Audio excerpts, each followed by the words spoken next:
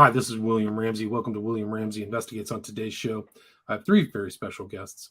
They've just published a book. The title of the book is The Protocol That Kills, a True Crime Story. This really is a true crime story.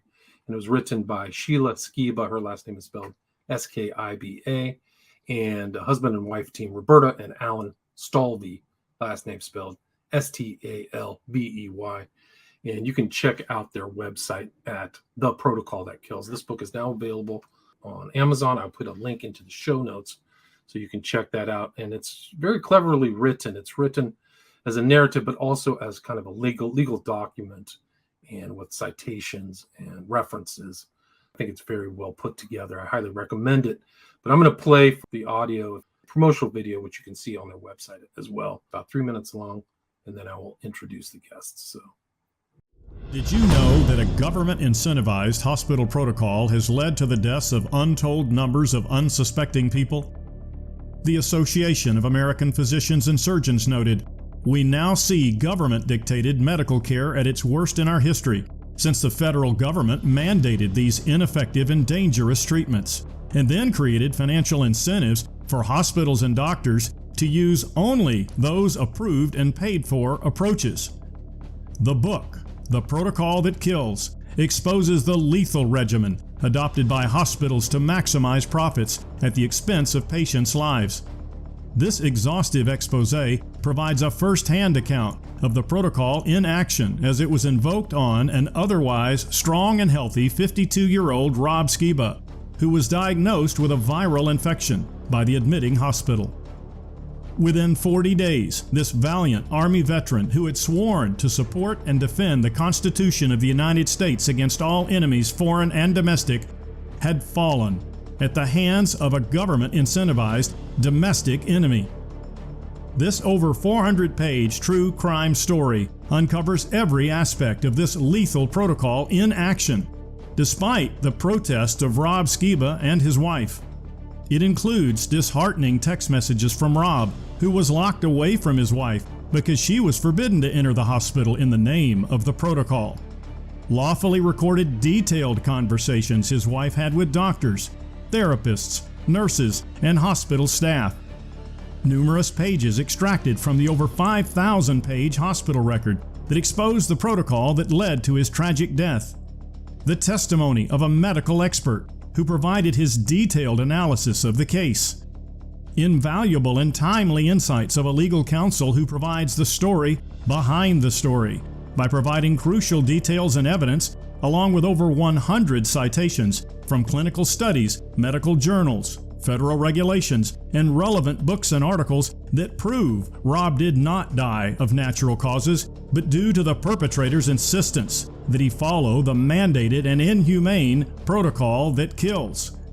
As Richard Bartlett, MD, says, this book shares a wealth of critical insights that will greatly aid in preventing future needless losses of life.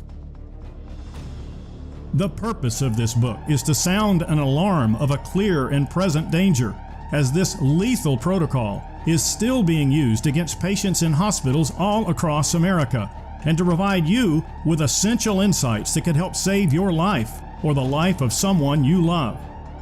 To be forewarned is to be forearmed. Get a copy today at theprotocolthatkills.com.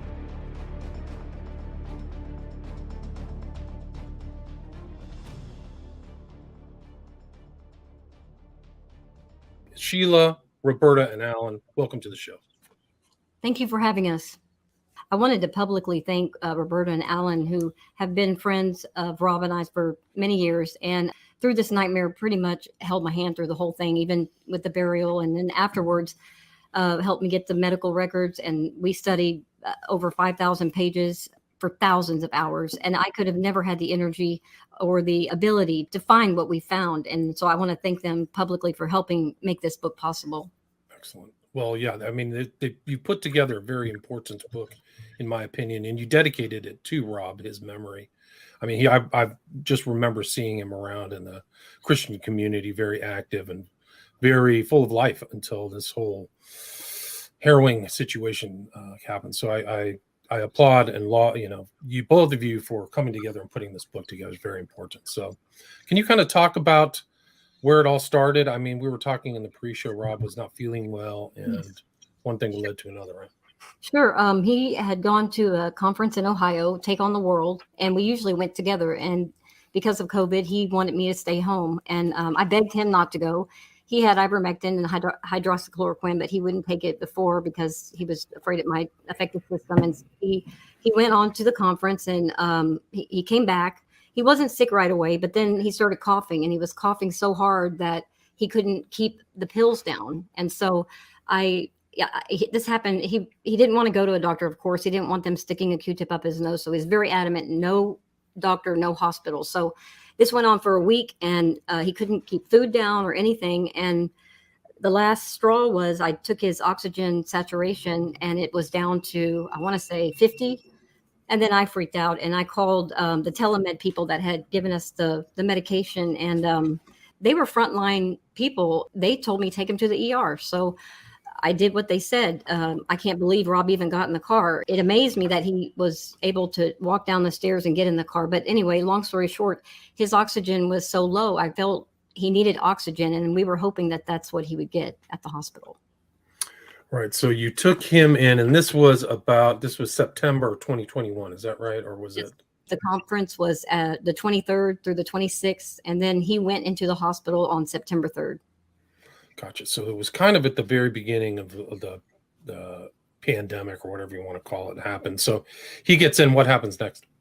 And I want to back up a little bit. You know, Rob had been doing a lot of research on COVID. In fact, after his death, finally got to look at his computer. He had over 200 windows open, and it all had to do with COVID. It was a deep, dark dive, and he had been looking at so many things that I did not even know that he was doing. And so he was blowing the whistle. He was helping people get medical exemptions. He was very outspoken. He was shut off of Facebook 2 months prior to his trip to Take on the World. So, you know, I often wonder, was he targeted? I did hear from Steve Quayle on a show with Mike Adams that there was a supposed hit list. I don't know if that's true or not. I've tried to call Steve Quayle. He hasn't responded, but I don't really know what happened. It wouldn't surprise me. It's odd that you say that, Sheila, because I was thinking that some people may have been on a list. And also, if they were dissidents or anti whatever, people can look their name up. They can be searched on the internet. Maybe somebody at the hospital found something. Like, that's how paranoid I am. But yeah, so he was doing some deep research, and he was known for being a deep researcher, reading, and he was always giving talks, right? All the way up to. He did a lot of work on ancient history with a biblical perspective, a lot about the Nephilim, and which is very important to this story here. He talked about transhumanism and singularity, and he even prophesied in one video that he did that this end time scenario was going to lead to a vaccination where if you didn't take the jab, then you wouldn't be able to buy food.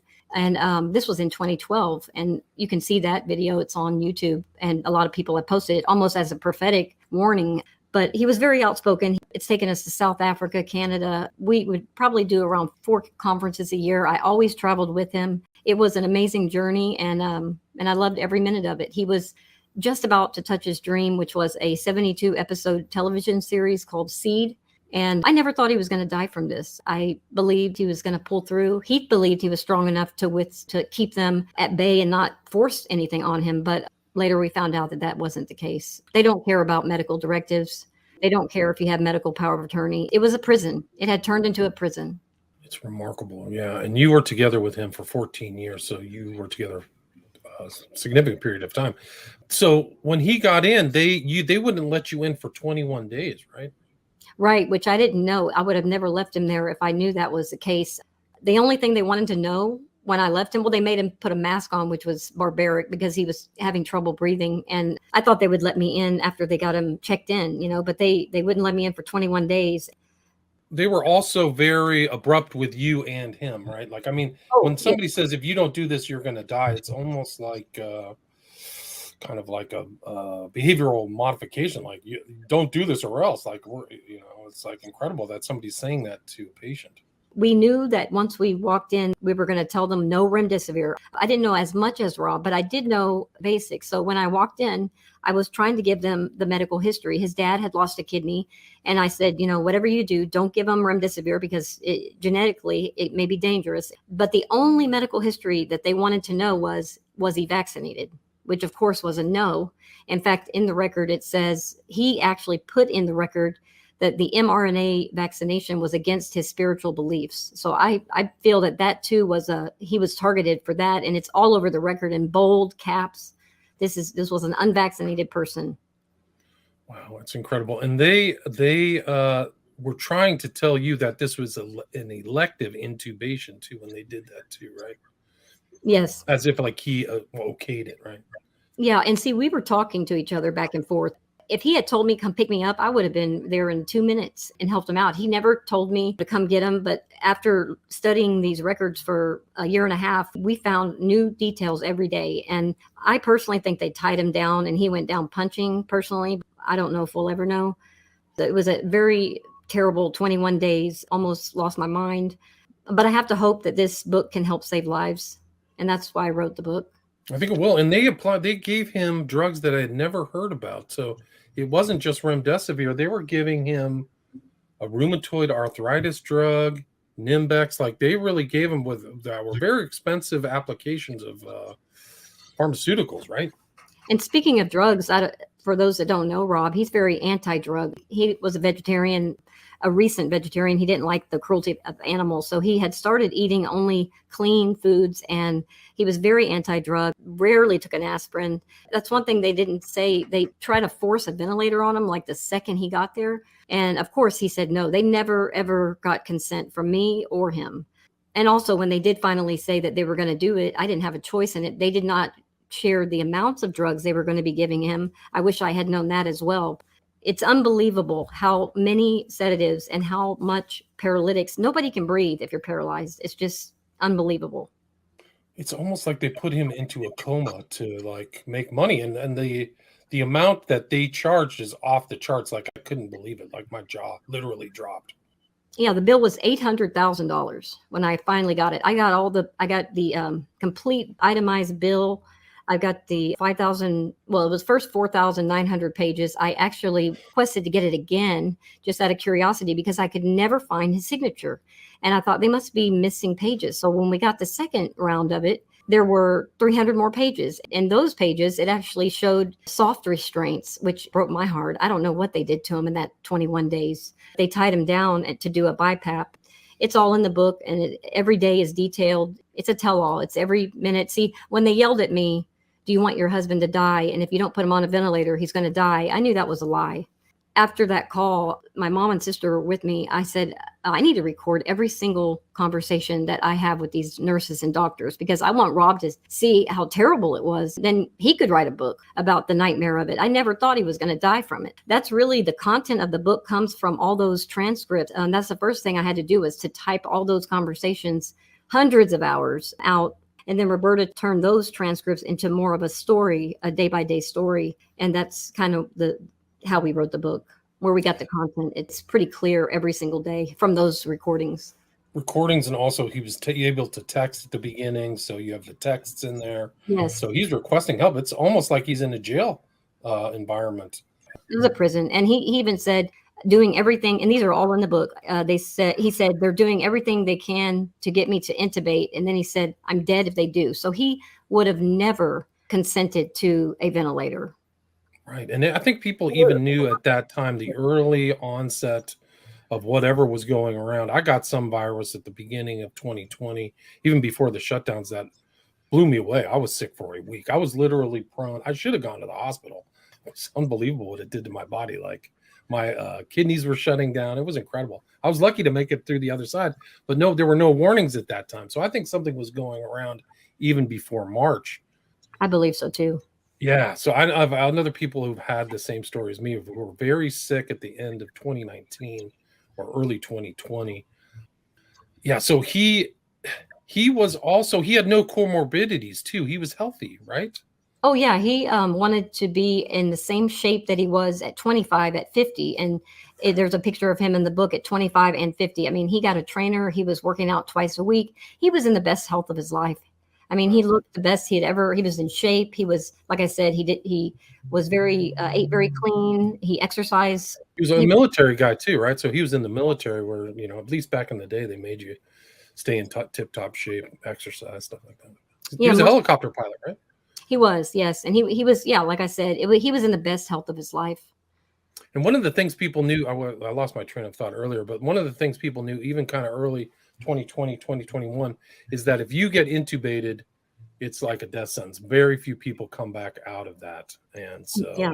he probably knew that. He did know that. And I really think he was probably making the doctors angry because he is very outspoken. Like you said, he's a military guy. And I'm sure he wasn't quiet about what he believed. The thing is when he would talk, he would cough. And you'll see the details in the book when we went through the pages, back and forth. They said they were harassing him on every hour, trying to get him to do things. And then when he would fall asleep, they'd give him remdesivir. I mean, and they knew very clearly our directives. It's all detailed in the book with the actual hospital pages from the record. You can't make this stuff up. It's just so in your face evil. I'd like the world to know and for people to know to prevent it from happening to their loved ones. And it's happened a lot. I've talked to other people. I talked to Alan about this other website that's similar to your book title, which is Protocol Kills, or where you just hear more and more of these stories. You just hear that this happened to many, many people, and those bills are off the charts. Did they hand you that hospital bill expecting you to pay it, or was it covered by? They would only send me 50 pages of it. He lived 40 days through this, which is very unusual to me that he lived as long as he did with the amount of drugs they gave him. It was a daily bill every day that you could see what they charged for. I just asked for it and they kept sending me 50 pages. It took to ask 3 times before I got the whole 120 pages of the bill. And it's probably not important for the book, but I did get to bump my insurance up. It was a one-time chance to bump it up. I mean, we only had insurance for like if our arm got blown off. I mean, we never ever went, believed in the system of this medical system. We knew the truth about cancer and all that. Very anti-medical system. So we only had insurance for emergencies and we were able to bump it up. I don't know if they expected me to pay it or not, but I'm pretty sure my insurance probably did pay for it. Just paid for it somehow. Like, it's incredible that they charge that much. It's really incredible. I've had the same thing happen to me. I was in the hospital 7 years ago. When they handed me the bill, I was like, what? It was like $50,000. I was like, for 2 days or something. It was off the chart. So the system doesn't work. Yeah. Well, we know that, but then you start looking into the government incentives. I mean, it's just insane. Right. And have you looked into how those perverse, I would call them perverse incentives, how those perverse incentives got drafted? Like, how did those go into, they went into the CARES Act, right? So it's actually some kind of Congress thing where they perversely incentivized all these hospitals, not just the one in Texas, to apply these crazy treatments that there were all their other alternatives to. I'm going to let Alan share with you some of the things that he found. Yeah, well, that's absolutely true. That it's an insidious incentive system, and we think that needs to stop. And it's incentivized to benefit the hospitals. And what's happening is profits are being put ahead of patients, and patients' rights are being shoved to the side. And when you have someone that is going to be a cash cow for the business, you do kind of hold them prisoner. And you end up saying, well, we can't let this person leave until they have the full protocol, which is 5 total doses of remdesivir. If you're intubated, they increase it to 10. How lovely, how nice of them. And then again, we explain that in the book, but how you go through the whole protocol to the benefit of the hospital. Right. So you're putting in these protocols that incentivizes them to do that. And like Sheila said, like, they're giving the drug while he's asleep. Like, it's unbelievable. These are just no informed consent, no Hippocratic oath, do no harm. It's off the charts what they did. And like, I think you said you knew somebody else who was also in that hospital too, right, Alan? Like, at the same time? I went to get my teeth cleaned, and I never have had a dental hygienist ask me what I do for a living. And this isn't all I do, write books, but it seemed to be the most relevant, pertinent thing to answer the question, because she asked me, what do you do? And I said, well, I'm currently writing a story about a murder. And that surprised her a little bit. And she said, well, where was the murder? I said, it was actually in a local hospital. And she said, "What hospital?" I told her the name, and she about fainted. She said, "When?" And I said, "Well, in October of 2021. She said, "Oh my God, they murdered my father in the same month, in the same hospital, in the same ICU as Rob Skiba."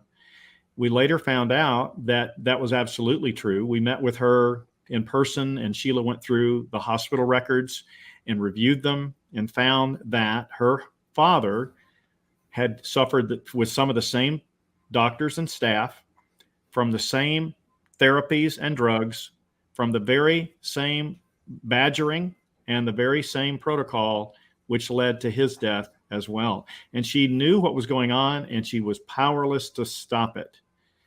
There was no other place to take him. He was struggling. And he too, guess what, was unvaccinated. So the question is, was there an attempt to make an example of these people? We have heard stories of individuals who've gone into hospitals that were vaccinated, and they put forward every possible effort to save their lives with conservative treatments instead of forcing the full protocol on them. Wow, that's incredible. It's very sinister to think that, especially what we know about the shot, right? What people are calling the vaccine now, which they didn't know back then. They believed the kind of hype about the shots, but now we know it doesn't prevent against transmission and all this other stuff. So it is incredible that they went off. So maybe that's it. And I've heard other stories around the country where they're trying to find out people who didn't take the shot. So it's there may be something very sinister. This was super sinister. Like, this is like, how did this? And this is a larger example of how institutions can be corrupted from the inside. How administrative bodies, like a different form of warfare, really. What's really, really sinister is that now babies get the COVID jab on day one. They've made that on their list. They get the COVID jab on day one. I don't know if it's that in every state, but I know that's in Texas. And I did also call the hospital to see if they're still giving remdesivir, and that is still their protocol for, quote, COVID or pneumonia. Or It's unbelievable that it's there. People know, like, the facts are out there that this was tested before, and like half the people died. Like, it's off the chart. So it's the intent to harm. That's what's really incredible. Is obviously.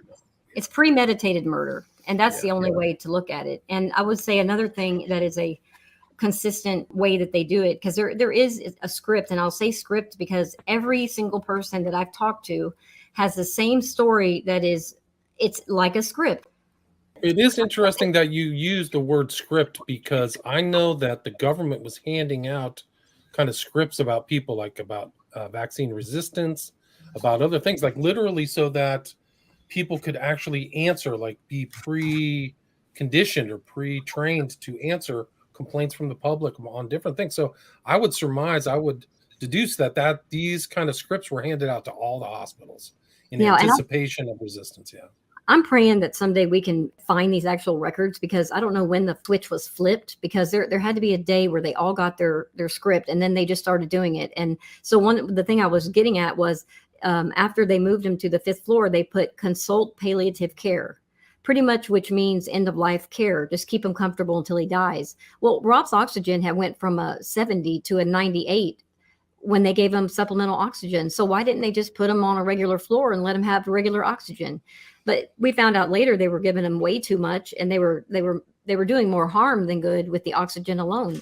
But to put palliative care for a man that's in great health, except this respiratory, probably pneumonia, I think is so barbaric. They also did it to the other lady we were talking about. Her father had palliative care on his record. And then I met a lady yesterday who I hadn't seen in years. Her mother was killed in the same area, but at a different hospital. And they put on her chart palliative care. So this is something they do. If you don't want their protocol the way they want to give it to you, then they just pretty much write you off and say palliative care.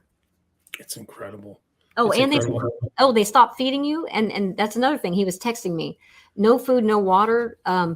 This is a theme throughout all the people that I've talked to. I don't know one person that I've talked to that this happened to that was vaccinated. Most everybody I asked, it was unvaccinated. They were starved. They were dehydrated. And then when they said no to the ventilator, they were put in their chart consult palliative care. So they were just writing these people off. Early, right? So that palliative care was early in the records of Rob, right?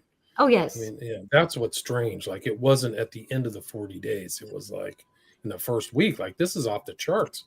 That's just criminal acts over and over. So I know that there's lawsuits against remdesivir here in California that are taking place. So I'll read you this. It was day 2 in the in quotes impression and plan written in the hospital record the day after his arrival. They wrote COVID-19 unvaccinated patient does not want intubation. Consult palliative care, which generally means end of life. So it appears they wrote him off because of his unvaccinated status and because he made it crystal clear he did not want to be given remdesivir or be intubated and placed on a ventilator, both of which greatly upset those people, is what I believe. And that's all in the record. Right. I mean, it's incredible. Like, you have a very thorough records of all this stuff. I mean, you have it all in there, and the kind of legal, you lay the book out as kind of almost like a legal thriller with all of the reference and stuff. Can you kind of talk about that approach? Oh, sure. Sure. And so you can read the book in 4 ways. You can read it as a true crime docudrama. You can read it as a legal brief. You can read it as a body of evidence. And I'll let you want to kind of break that down. Yeah, sure. And yeah, well, if you read it as a true crime drama, because some people said, my Lord, this is 400 pages. That's a lot to read. Well, that's true. It is rather large, but we wanted to tell the complete story. And we didn't want to leave out any of the critical details so people could be forewarned. But if you want to read it, though, as a docudrama, as a true crime docudrama, then just read the narrative in the story and skip the legal counsel statements and the appendices. But if you wanted to read it as a legal brief, then you can read the over 130 legal counsel statements in turn, one after the other, that have over 100 citations, as it mentions in the intro video, from clinical studies, medical journals, federal regulations, and relevant books and articles. And if you want to read it just as a body of evidence, then if you just read the appendices, it would blow you away. We have an appendix on 12 pages of incriminating key facts that would be presented to a court. And there was a plan to present it to a court, and we can explain why that didn't happen if you'd like. Please do. And then there's the second appendix, which is the detailed analysis of the medical expert witness. The third appendix has over 50 notated excerpts from the hospital records that clearly detail that he didn't die of a natural death and all of the things they were doing and the badgering and the rest of it. Then there's an article in another appendix on the hospital's incentive payments that clearly spell that out. An appendix on Title 42 of the Code of Federal Regulations that they violated. An appendix on the University of Oxford study on budesonide, which he was initially refused, that could have helped save his life. And then an appendix of a list of the questionable drugs and dosages that Rob was administered during just a 3-day period. As one person said, that's probably enough to kill a horse. And then the darkness exposed by Sheila's conversation with a respiratory therapist with over 35 years experience in the field, who exposed some of the darkness behind this protocol and how he'd seen it invoked on many, many other patients, is in an appendix. And then the last is evidence of the falsification of the hospital's consent forms, because there were forms that were supposedly, allegedly consent, and there was something scribbled on them, but it surely wasn't Sheila's handwriting, and it surely wasn't Rob's. And I won't tell you the rest of it, but you look into the book, you can understand how that came about, and even letters and emails back and forth with the hospital, including the dialogue of an in-person meeting at the hospital with the staff member who actually wrote that on the form. The witness, yeah. The witness. And so it's all in the book there.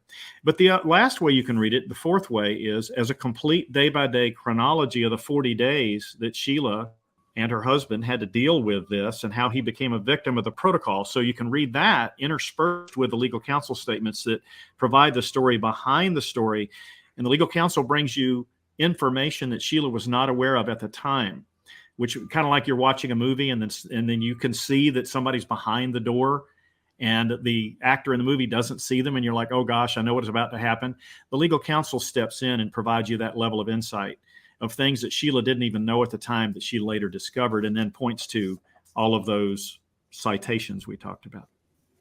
Right. I mean, it's very well researched. If you look through this book, you guys did immense amount of research and things like that to put this whole book together. So the people who've gone through this protocol would do themselves a huge favor to just look through all this and and use this as a baseline for other causes of action or anything. And I hope these lawsuits really go nationwide. These medical groups and these hospitals have to pay out for what they've done to people. I mean, it's intended. I'm surprised that there's no. I mean, it shows you what the DOJ is all about. The federal government's a mess, but at least the states can take action against these hospitals and things like that.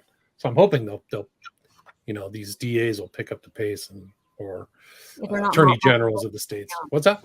As long as they're not the ones bought by George Soros. But I will say, ironically, Rob's last presentation that he prepared for Take on the World, which he didn't give for whatever reason, it was called Revelation 12 and the Nuremberg Code. And so I just find that interesting. Right. And the Nuremberg Code was all about consent, right? Or like you're supposed to have informed consent for everything. Yeah. It was medical experimentation. This was I think last year was the 75th anniversary. It has to do with medical ethics. And I found it so unusual that nobody's talking about it. So I dug into it. And the only person that I could find was a Holocaust survivor who actually republished the code. It's just a little book. And they're very simple, and most of it is just basic human rights. Like, you can't experiment on somebody. You can't. They should have a say in their treatment. You can't badger them. You can't force them. Which is everything in it. They violated, Rob, with that code. Yeah, that's incredible. Yeah, and so you got this guy Sammy Wong as a medical expert was in there. Yes. So you could really covered your bases, legal, medical, things like that, and just compiled it into a very easy to follow narrative. So I commend you for that. Thank you. Also, I've come across something interesting. Have you ever thought about implied warranty? That there's a legal cause of action that, at least in civil suits, is that a lot of these drugs that have an implied warranty that they'll actually be efficacious, and they're not. And I haven't heard anybody really talk about the warranty aspect of the treatments and the drugs and things like that. Like, have you guys come across that, Sheila or Alan? I don't know about implied warranty. Of course, you're bringing up a valid point. One of the things that we raised as an issue in the book is that the hospital protocols, and especially this insidious protocol, is one of drugs, of course, and other therapies, which we explain in the book, what to watch out for and what to be warned of. But what's really insidious, and the legal counsel gets into this in many legal counsel statements and some of the hospital records, is many of these drugs will actually cause more problems. And when they cause the problems, the symptoms that crop up, there's a drug for that.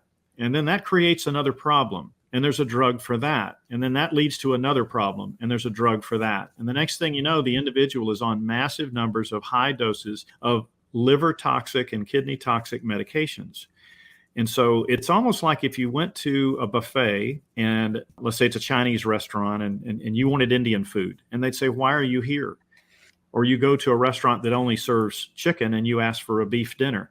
And so when you get into these settings, it seems to be a protocol of drugs on top of drugs on top of drugs. And Sheila combated that daily and did everything she could to advocate for Rob during the 21 days she was locked away. And then during the period of time they allowed her finally in the hospital.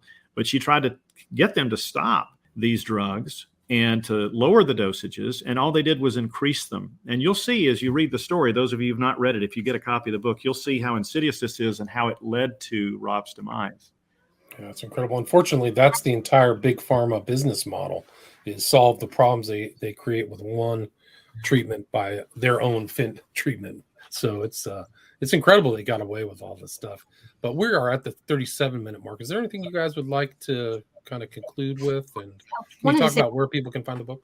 Well, I want to just say one thing that's a misnomer. There's something called the right to try, and I just want you to know that's very deceptive. The right to try is after they've done all their protocols, then you have a right to try. I begged for budesonide on day 1. I begged for it day 2. I begged for it every single day. They finally gave it to them, but only a very minuscule dosage, which was 0.5. And so anyway, I wanted to clear that up. But to wrap this up, I believe my book is unique in a number of ways. And my biggest desire and goal is to see lives saved. I wanted to go far and wide. We changed the names of the doctors and the nurses and the hospital so that it could be more universal. It's a universal story. People can relate to their own experiences. And so I believe it's the most in-depth expose ever written on the protocol in action. I would agree with that. Alan, is there anything you'd like to add? One of the things, you mentioned this too, William, and I like this about the book. It's something that actually was an insight that came to my wife, Roberta. We were going to write a memoir for Sheila of her 40 days of trauma and the experience, the nightmare that she experienced. But Roberta felt a leading. She said, you know what? I can't write this book this way. We have to write this in a different way. We need to allow the readers to become members of the court of public opinion as they see the horror of what happened to this man, and let them judge for themselves if he died a natural death or not. And that's what brought the legal counsel idea in. It's a different perspective than most any other book. I mean, it's written with 7 voices. I'll just end with this. Sheila's day-to-day perspective throughout the 40 days that she and her husband struggled in the hospital. And then Rob's own perspective with text messages that are included in the book. So that's a second voice. The third voice is a perspective of her family and friends that were trying to help her and advocate for her, and a doctor that came in and tried to assist her from California. That's in the story. And then a legal counsel perspective and those legal counsel statements with those over 100 citations we talked about. Then the actual words, because she recorded by law, state of Texas, a one-party state. You can legally record any conversation you're a party to. She recorded every single conversation, whether it was by phone during the first 21 days or in person during the time she could spend in the hospital with Rob. And we got all that dialogue in the book, word for word, what the therapists, doctors, and nurses and staff said to her. And then the voice, number 6, of a medical expert witness who is an expert in over 100 cases. He's presented expert testimony over 30 years, and he has taught medical ethics. And he actually is one of the people who's a voice in the book. And then lastly, valuable extracts from the over 5,000 page hospital records that are notated in detail that shows doctors' biases, negligence, malicious intent, and harmful therapies. And so there's nothing I think has ever been written at this level of depth and this thorough on this protocol. And if I can just share one last thing, these government incentives need to be stopped, and hospitals and doctors who practice in these facilities, they need to not be financially motivated, because that's a dangerous, it's a conflict of interest is what it is. And so what I want to see the amount of people in that hospital who died, who were unvaccinated, how many got put on a ventilator that were unvaccinated, and who were vaccinated, because I was told by a local pharmacist that nobody who was vaccinated got put on a ventilator. I want to know if that's true. And I also want to know how much money the doctors made. And I'll end it on this. This is something Rob always said. There are more of us than there are of them. We can stand together or we will die alone. So let's stand together. Amen. And those things, that information needs to be disclosed through discovery, through litigation, so that the American people can know these facts. Who made the money? Where was the money going? There's been more documents coming out with a whole shot incentives, and those are being publicized. It's incredible. These people are being incentivized to apply these treatments that really aren't, they don't have autonomy. They don't have any sovereignty. It's something incentivized by the government. So, and this is one part of it, and it's just a tragic story. It's terrible.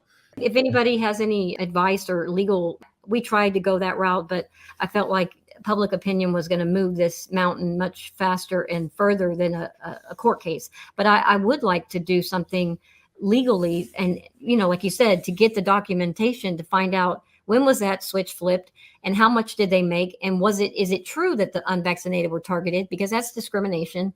And so if there's anybody out there that knows how to go about getting those facts, I would be very interested in finding that out. Well, some of these lawyers who are suing, at least on remdesivir, may get some knowledge. It might be made public. Where's the best place for people to get the Protocol That Kills? Okay, well, you can learn about how to buy it at theprotocolthatkills.com. We have a buy now page. It's currently available in paperback on Amazon. It actually became the #1 bestseller in the medical ethics category within 24 hours of its release. It popped back to #2 right behind the true Anthony Fauci, story written by Robert F. Kennedy Jr. And we are working on getting a hardback available any day now. And we will then have eventually a PDF version for people who want to download it in PDF form for its keyword searchable. Excellent. And then the best place to reach you guys, Sheila Skiba and Roberta and Alan Stalvey, is at your website, www.theprotocolthatkills.com. Is that correct? That is correct. We have a contact form there, and it'll reach all of us if you want to get in touch with us. So if people have any additional questions or anything like that, but I highly recommend this book. Very thorough, superbly well researched, and tragic. I'm just terrible that this happened to Rob Skiba. It's just so I appreciate you writing this book to memorialize him as well. So thanks so much for your time, and congrats on publishing the book. It's just been out about a week, right? Oh Yes. yeah, just a week. Just a And week. thank you for your kind words as well. I appreciate you having us on. Anytime. So let's keep in touch, maybe if we want to do a second show. But again, for people, get this book, The Protocol That Kills, a true crime story by Sheila Skiba and Roberta and Alan Stalvey. And I will put a link to the website in the show notes. Thank you so much for your time. Thank you.